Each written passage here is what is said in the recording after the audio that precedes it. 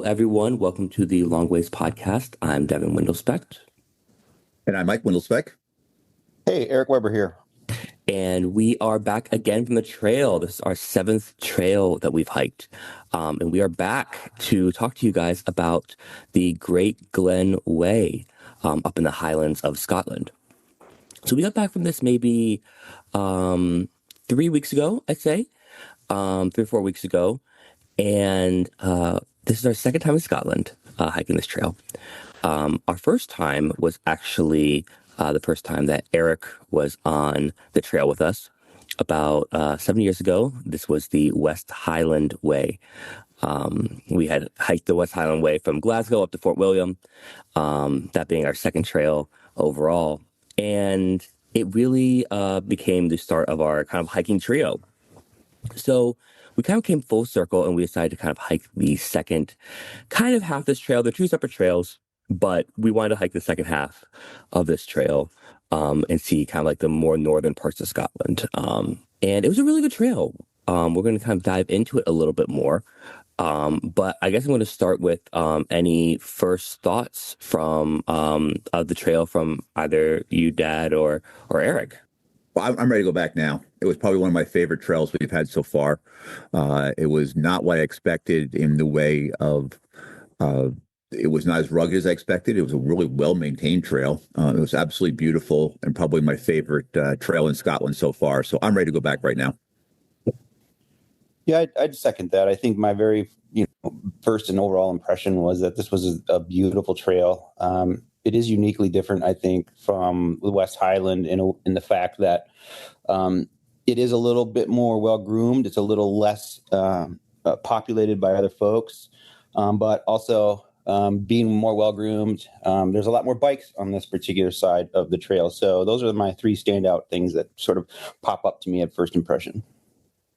Yeah, I mean, I think to talk about kind of the trail itself, a lot of our trails in the past, there's kind of been like a defining feature of them. They could be coastal trails, coastal walks like Portugal and Turkey.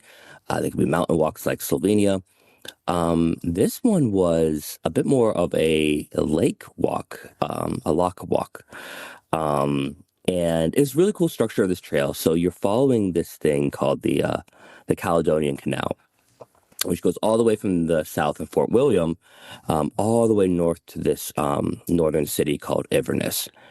And this canal, it kind of follows this great fault line right in the middle of Scotland, where on the left-hand side, I might get this wrong, left and right, but I think the left-hand side is the rocks are closer to North American rocks in Greenland and Appalachia, and the right-hand side are more close to Europe.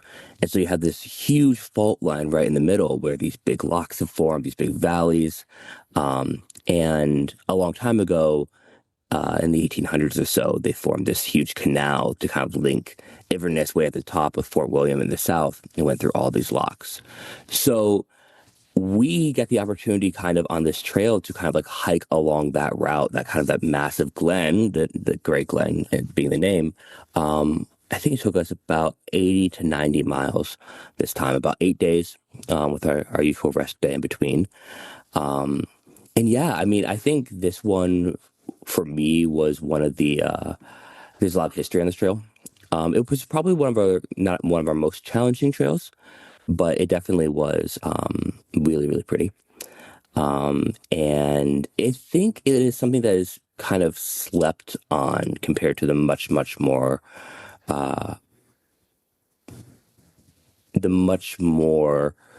popular West Highland Way, or much more internationally well known, I'd say, West Highland Way. So, I mean, I think to start, what are some highlights and lowlights of the trail? And Dad, we'll start with you. Well, I really think it was really two different parts of this trail. There was the first part along the Caledonia Canal, and that was really kind of interesting because you were really following this historical waterway, and going through the little mini locks, connecting the locks, right? So we have locks to locks, and the little towns associated with it. And then right around Fort Augustus, you really started to get up into what I was considering more the highlands, and taking those routes up and around Loch Ness, and that was really very interesting. Those views, although we were dodging weather as we expected to in Scotland, we dodged weather most days. One day we got hit full on with weather. I'm sure we'll come back to that, but up and over and then into Inverness. There's a very different second part of the hike with just some beautiful vistas and really enjoyable walking trail. Even the ups and downs weren't bad. Compared to what we've seen in other places. So I really enjoyed that. One of the real highlights, though, is really going to be the Scottish people again. As this is my third hike in Scotland, having hiked St. Cuthbert's Way before, and really the Scottish people once again with their hospitality was just exemplary. It was just fantastic hospitality, great towns, great history, so many different things to go over. And then also, I'll hopefully get to it a little bit.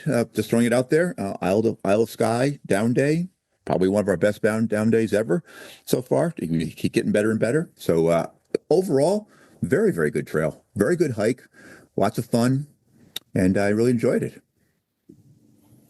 Yeah, I would agree with that. I think Fort Augustus to Invermorston was my favorite day on the trail. Fort Augustus, if you get the opportunity to spend more time there when you visit, I definitely recommend that. That's a good place to stop. It's about midway, and it has about the most amenities that you're going to see on the trail. The towns are a lot smaller, I think, on this side of the trail too. So the places we stayed were much more quaint, very accommodating, beautiful locations. I enjoyed meeting so many of those folks. Their open arms and open hospitality, and just going above and beyond to make us comfortable. Dry our clothes, etc. was really great. When we got up into some of the hills, though, the bugs, the midges were really terrible. They particularly like me for some reason. So that the downside of that is when you stop to take photos, you don't get to stop very long. And we really rushed through our breaks. That's just something to think about when you're on this trail is, how much time you're going to need for those breaks, and make sure you have a net if the bugs really, get after you like they do me. But I thought Fort Augustus was beautiful, and that's just kind of the start of Loch Ness. So it's very beautiful. We did get soaked one of the very first days, and it's going to rain when you're there. And just the way we ended our day waiting for a bus or a taxi or whatever, we just got soaked. So even with That was brutal. Even with good gear, you always say there's no bad weather, there's just bad gear.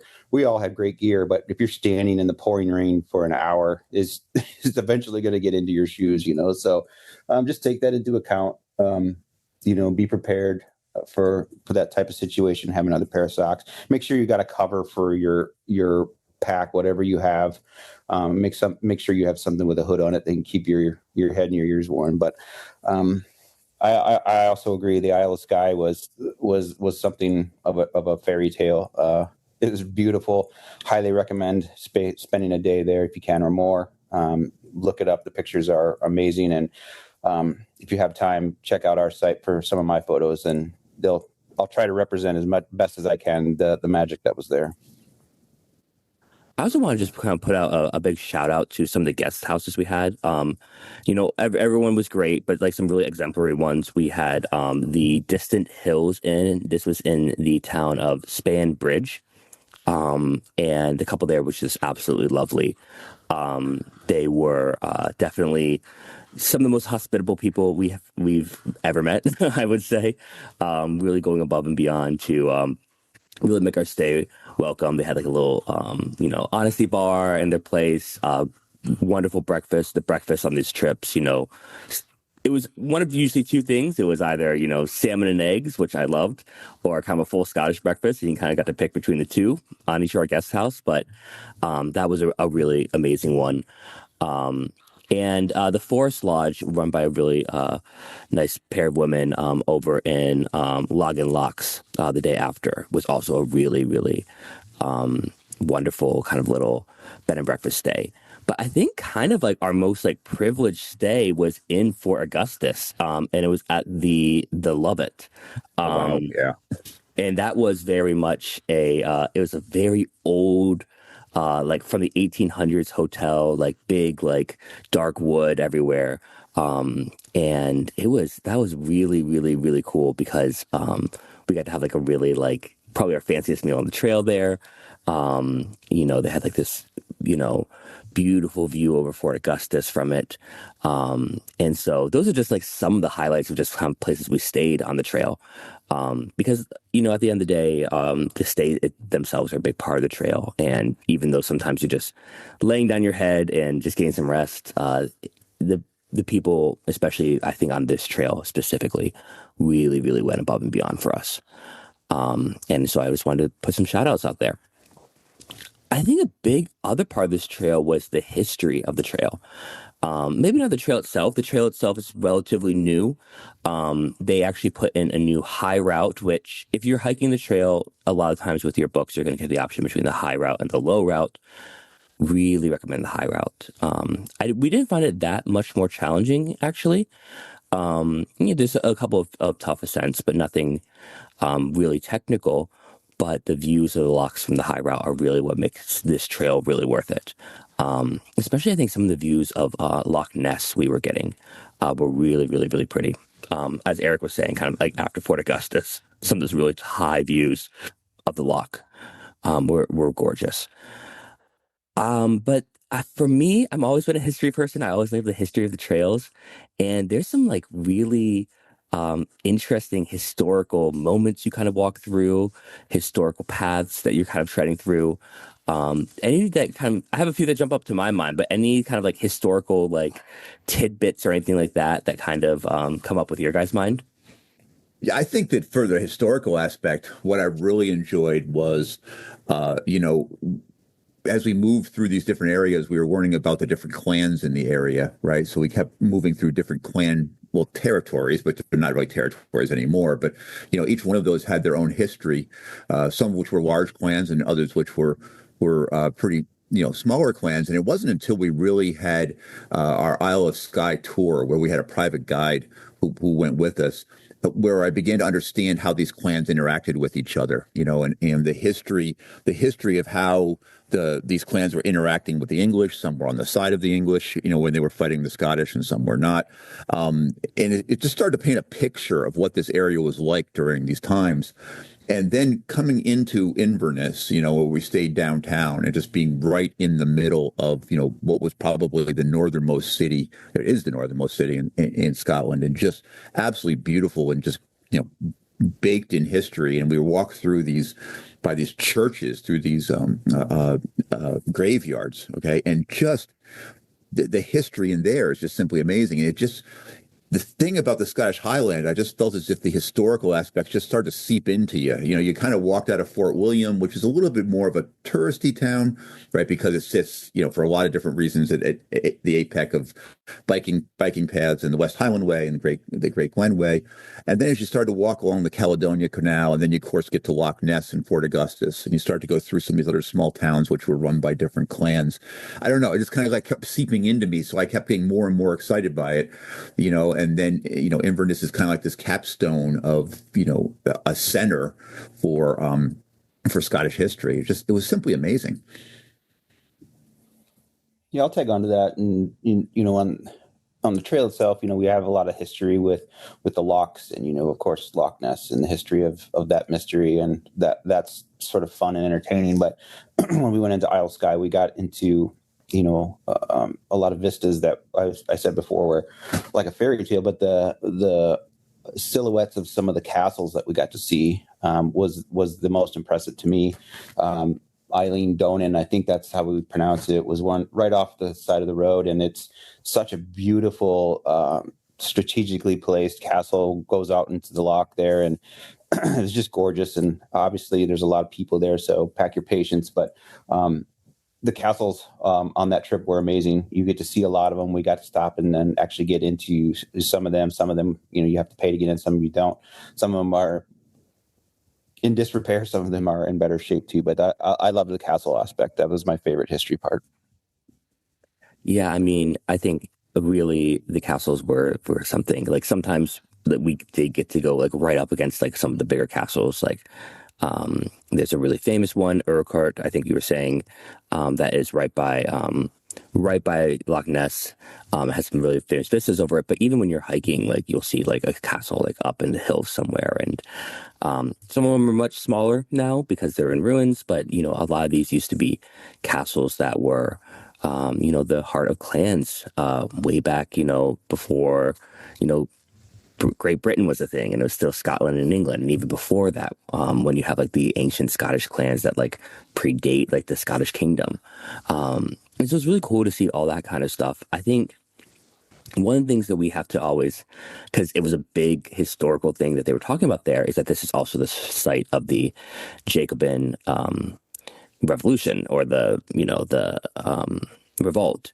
And you know, the long and short of it is that there was a Catholic king who was Scottish, who was kicked out of the throne of England when England and Scotland became united in favor of a different Protestant monarch. And generation or two goes back, and his grandson comes over to like start like a revolution and reclaim the throne. And it was really interesting how we kind of learned about how this was kind of where we were, was kind of the site of that the Highland culture of Scotland, which is a lot more Gaelic, it's a lot more Catholic, it's a lot more, or historically Catholic, I would like to say, maybe not anymore today. And it's also kind of like when you think about like traditional Scotland, you know, like the plaid, you know, the bagpipes, like all that kind of stuff. This is kind of like where the images of that come, that the Highland culture is very different from the Lowland culture closer to Glasgow. And we learned a lot about like, you know, the history of like those battles, like the big battle that kind of decided that on the side of the English, was right around the corner in Inverness. And also kind of like a lot of the roads we were walking on, were actually built by the English to kind of clamp down on kind of like revolutionary sentiment and that kind of stuff, like around this time. So it's kind of like really cool to be walking through also like a really big part of British history that in the States we don't really know a lot about. You know, I had some vague notions of this before I came, but we learned a lot more about like the Scottish connection to this, why people were supporting this young Scottish king who had come over, kind of the charisma of him kind of combined with like some, you know,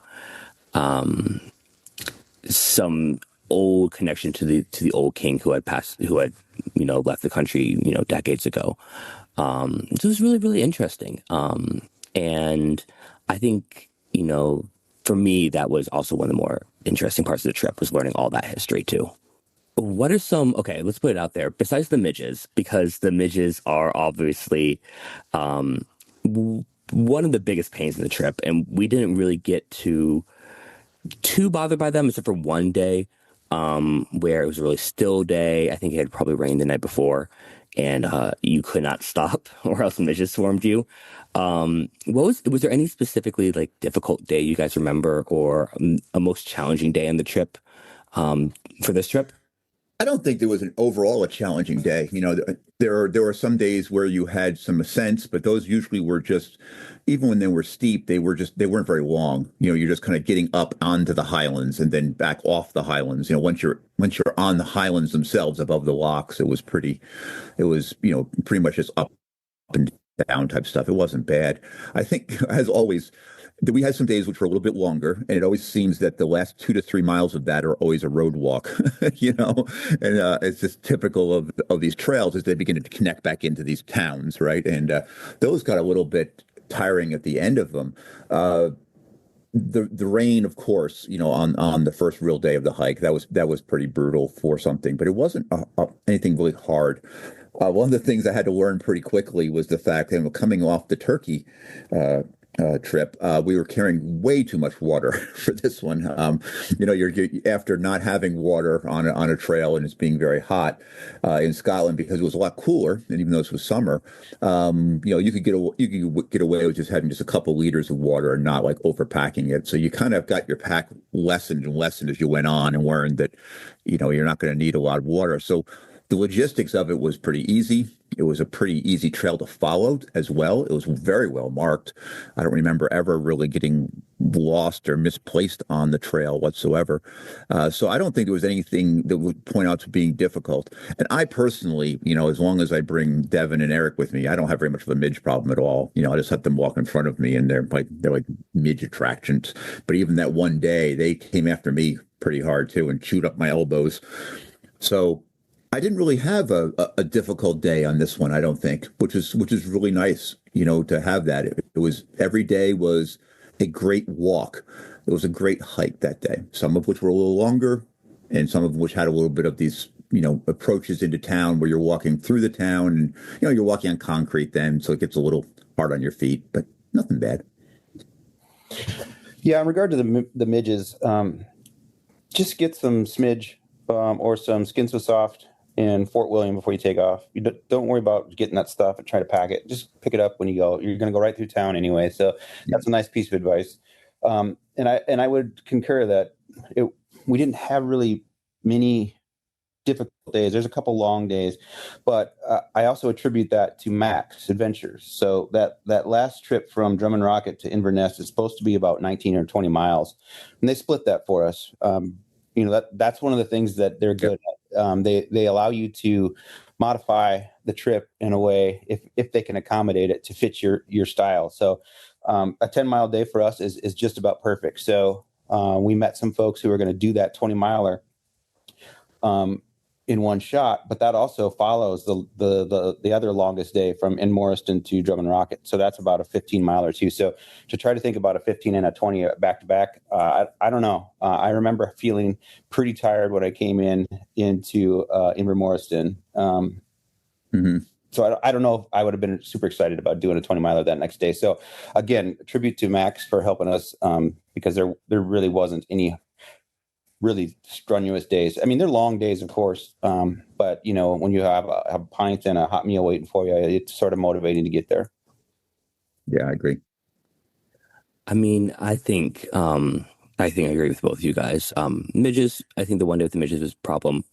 I would also like to say that I think we got lucky with the rain and the weather this trip. This is definitely a trip that, Ireland was similar, that you really need to be packing good rain gear. We had one day where we had to wait for about an hour, pretty much in a downpour, before we could kind of catch a ride to our bed and breakfast. And we got pretty soaked through by then, even with some good rain gear. It was a pretty massive downpour. We've kind of heard from a lot of the locals that it was a particularly bad one that day. Yeah. Yep. But still, I think this is something that you need good rain gear on. And I think this would have been a much different hike if we hadn't had some good weather. Even though we had good weather, we probably caught rain every day in some way or form. So that's something to keep in mind. A lot of the times there's more of a drizzle, but that was definitely a part of it. I also kind of want to talk about some the small highlights on the trail. And one that comes up to me is in our first town out of Fort William, Bridge of Spain, we got to have dinner at a really cute little restaurant that was it was an old train station. And so they actually had the structure of the train station still there. I forget the name, but it's the only restaurant still in town. So that kind of narrows it down if you're in the area. Run by just a couple women who are really putting in just round the clock work. Really good food, but it was just really cool to have the experience of sitting in an old train station, having, traditional Scottish food in this really small little Scottish town. So that was one of my little highlights of the trail. What about you guys? Well, I'm going to have to mention it because everybody asks us this one question, and if whether or not we saw Nessie or not. Okay. And I think that was kind of a fun thing, all along the lines, because I was getting people before I ever left Boone, okay, telling me all sorts of their philosophies of what Nessie was, everything from being, there are monsters in the water to it was whale penises or something like that was another one, or, all these crazy ideas. And it's been it was interesting as we walked along is to see how, you have this Loch Ness monster idea. Okay. And they've kind of converted over time as, the scientific evidence has really, shown there's really nothing there for it to eat. There's nothing in Loch Ness at all, right? And so they kind of converted it over to the idea of the legend of the Loch Ness monster, and they kind of built it into the culture of the area because it is the culture of the area, right? Nessie is part of this, very remote area, and there at one time thought there could be a monster there, and even the people we were with, talking with, and, even on the one little boat cruise we took, they kind of shifted the narrative around. And I think they did a great job of embedding it into the culture. And, and also there's other locks we passed by, which supposedly have their own little creatures, I'm going to mess these up terribly, Loch Lockie, okay, and Loch Oink, Oink, okay, begin with an O. That was an interesting one as well. But that, we didn't see the Loch Ness monster, but we experienced the culture of, Loch Ness while we were walking along it, and all these little small towns and everything. And these people were very tied to this loch and this waterway and everything. And you can see why, this historically, this monster idea came from.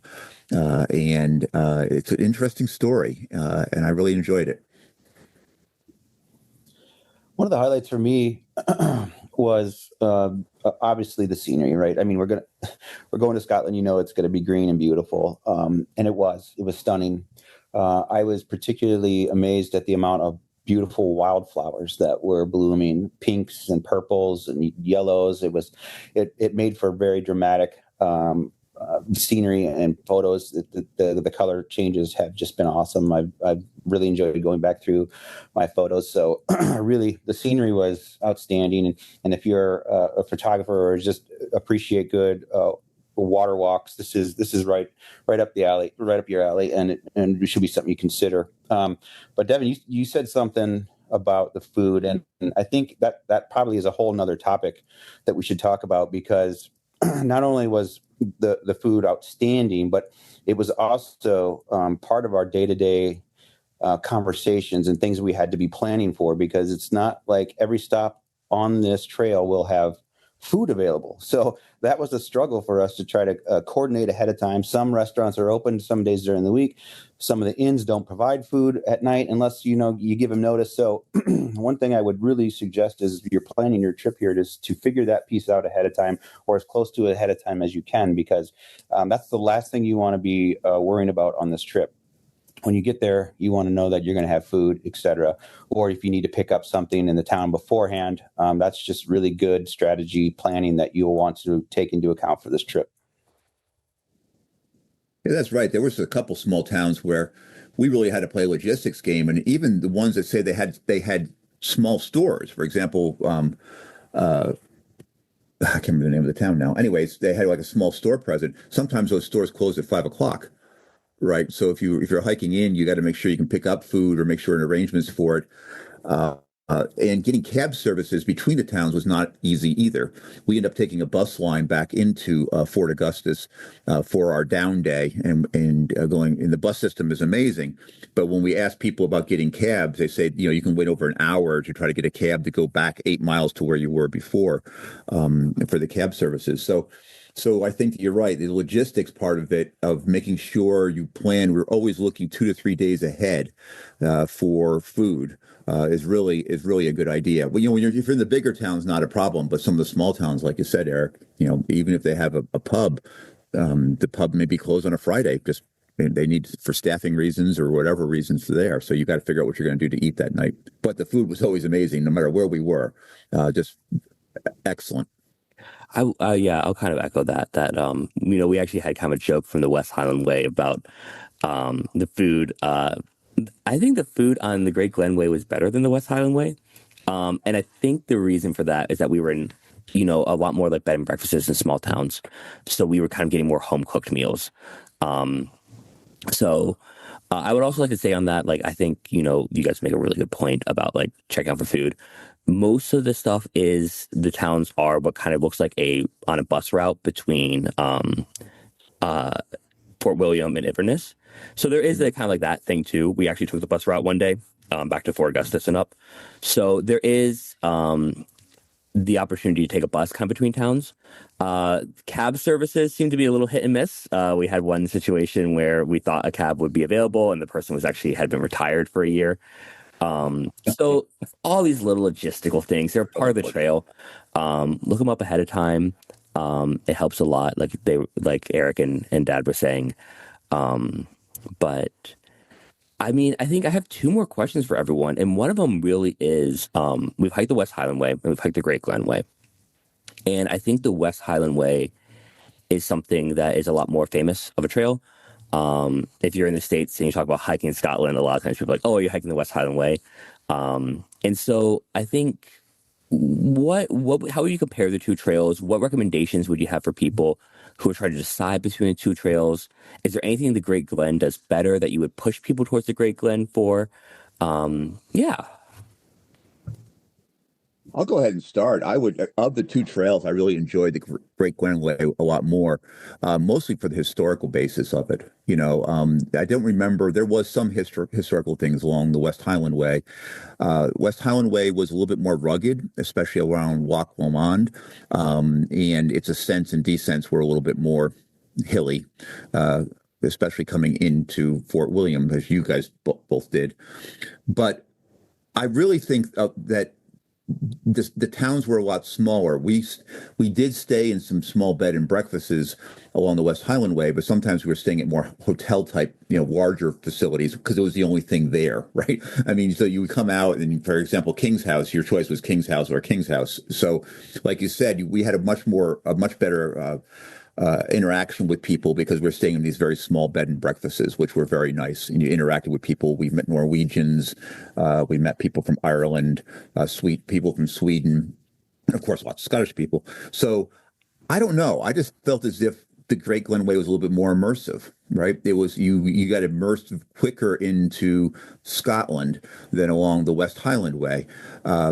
West Highland Way, in my mind, was also two separate trails, two very, very separate trails. One was the long loch walk, and then you kind of come up in the Highlands. Along the Great Glen Way, you also had that a little bit, right, when you came off the Caledonia Canal. But most of your time was going to be spent up in the Highlands with these beautiful views. I don't know. I think I'd have to go definitely with the Great Glen Way as being my preferred. Both are amazing. Both were worth doing, but definitely Great Glen Way. Yeah, it's really hard to differentiate for me. I think the main thing when I think of differences is that I think the West Highland Way was just more populated. I think that's the easiest way to say it. I wouldn't say the Great Glen is easier, but I think it's more approachable. Like I said, the trails are much wider and much more approachable. We saw a lot more bikes. So less people, more bikes on Great Glen. More people, obviously, a lot less bikes on West Highland. Food, pretty similar. Lodging, pretty similar. I recommend, if you can, to do both. I would think I got a few more pictures on the West Highland Way. But again, I think my personal opinion is I like a less populated trail. So I would have to recommend Great Glen. If you're going to go 1, 2, I would try that Great Glen first. Yeah, I mean, I would echo a lot of that. I think there's two very different trails, as everyone's been saying. West Highland, I think if you're looking for like the pound for pound, like Scottish Highland views, I think you're going to get from the West Highland a little bit more. I'm thinking about like King's House and like some of the mountains towards the latter half of the trail. Yeah. You really kind of get like that kind of like really rugged mountainous views that it's, even though we're kind of further north in Scotland on the Great Glen, just because of the geology of the area, you get a little bit less of that and you get more of like the rolling Highland hills and that kind of stuff.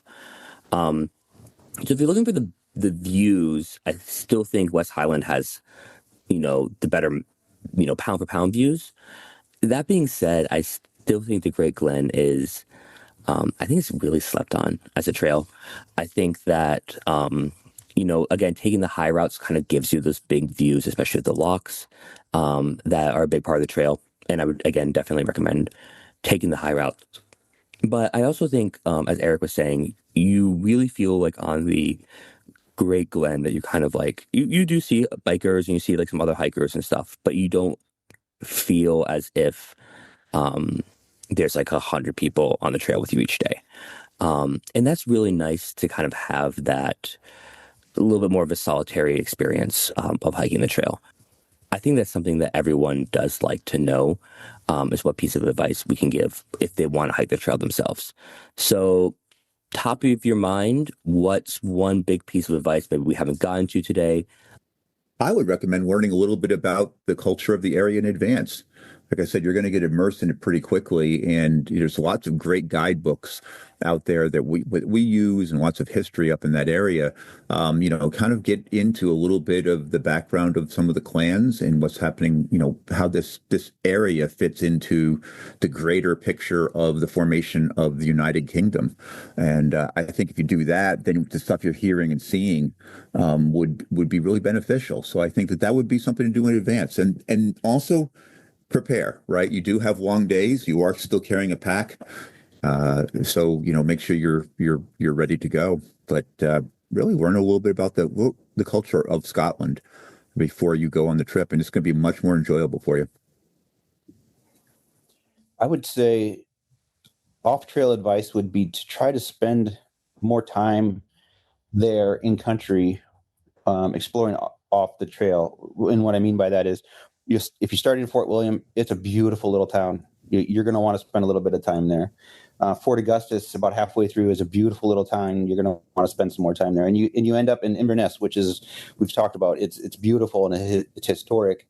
And you're going to want to spend a little time there. So think about your schedule. Try to build in some time for you to actually explore those things off the trail, because a lot of memories and a lot of really cool things there that you'll want to experience.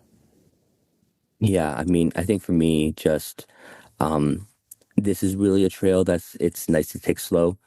As Eric was saying, it's a trail that, I don't think it's a trail that rewards people who are trying to just set any kind of speed records on it. It's really a trail that you have time each day, especially, if you're hiking only 10 to 12 miles between towns. Sounds like a lot of miles, but the trail is actually pretty easy. So you're gonna if you're out by 9, we were usually done by 3 o'clock every day. Take the time to explore Fort Augustus. Take the time to explore Inverness. There were some castles around and some other cultural sites that I don't think we got the chance to really have the detours to ourselves, and I think they're really worth taking the detours to. There's some old Iron Age hills forts nearby that would have been cool to go check out too, that we didn't get a chance to. So yeah, I think this one especially is worth taking slow. And that would be my advice for it. Well, we have not decided our next trail yet, but obviously everyone listening here will be the first to find out. Follow us on Instagram. We're trying to do more stuff on Instagram. We're trying to do more reels. We're trying to do more video content. Same with YouTube. That's at The Long Ways, or at The Long Ways Podcast. And follow us on Substack at The Long Ways as well. We're going to be putting up a little bit of a guide to the trail soon, a more of a written guide for hiking the Great Glen Way that hopefully could be useful for you guys too. I'd like to Devin, put a quick shout out to make sure that we're going to start to develop an Ask Me Anything type aspect of our podcast. So if you have questions or are going to be hiking one of these and you have a question for us, you can go ahead and fire them off to us. We may have a couple little mini podcast sections which talk about, and ask questions that people who are listening submit to us. We're not experts, but we can sure tell you what our experiences was, and sometimes that's the best thing to know. So watch for some more enhancements along our website and our social media channels. Exactly. This is our 7th Long Ways hike. That's at number 9, and we can give you our perspectives and advice on the trail. And I think for us, Eric did a little bit of this before he came, reading other people's perspectives, learning about where to go, learning about what that's almost more important than a guidebook. I found. So if you have any questions, we'll be putting out some social media about this, about how to submit your questions to us. But keep an eye out. And I think that's it for today, everyone. So once again, I'm Devin Windlespect. This is the Long Ways Podcast. Thank you for listening.